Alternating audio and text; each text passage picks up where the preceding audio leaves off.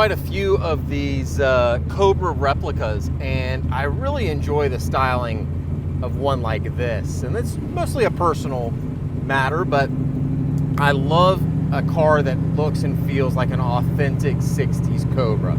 You've got beautiful blue paint with the Le Mans stripe.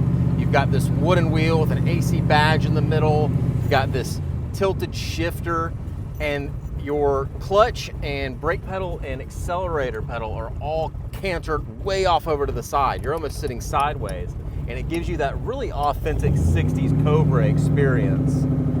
We don't have a ton of stitched leather in the interior or some modern head unit stereo in the middle. This is an authentic experience.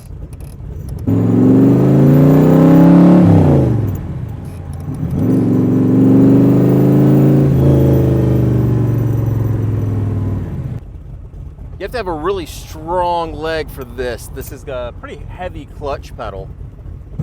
Again, it just adds to the experience with this heavy clutch, and then wrestle it into each gear. Get on it, and the front end lifts up and the rear end dances, and it reminds you this is a car that could really ruin your day if you let it, but treat it with respect, and it's one of the most fun cars you'll ever get behind the wheel of. There's a little bit of play in this clutch pedal here, I'm noticing. It's the pad of the pedal itself, not so much the pedal mechanism. I'll have to take a look at that.